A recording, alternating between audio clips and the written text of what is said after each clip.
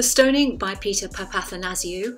This is published by MacLehose Press and it is set in the outback of Australia. Now, we always go on about setting and how you can be transported to a location. Well, if you want to know how to do it, this is a prime example of how to create a credible setting.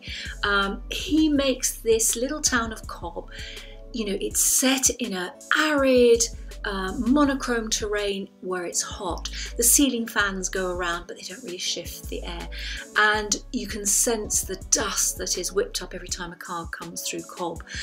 It's just wonderfully depicted and it will transport you hook, line and sinker, I guarantee you. So we have a really good setting. We also have a really good story. This is a thriller about a woman who is found murdered. She is the local school teacher and she's incredibly popular. He depicts the community of Cobb as being pretty grim. Now, they have had a detention centre created near to their city or near to their town, and the people there are racist. They're looking at this detention centre and they want to pin this murder on someone in the detention centre, because it can't be one of them, surely, because, you know, they're all good, upstanding citizens. But it's not as easy as that.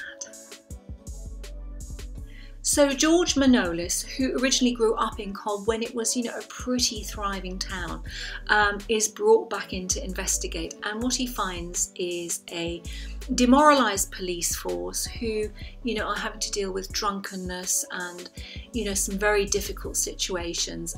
Their investigation techniques need honing. It's all fairly slapdash, and he is quite taken aback by what he found. So this woman, her body has been found and she has also been stoned. You know, people throwing stones at her. And of course this kind of links to a kind of medieval way of dealing with women in society, which is all very reprehensible. But he is methodical. He is a pretty kind person. He finds animals along the way. He helps them cross roads. He has a, you know, an animal that visits him at night. He gives him saltines. He is just, you know, a regular guy who obviously has his own issues to deal with because, you know, he is an investigator.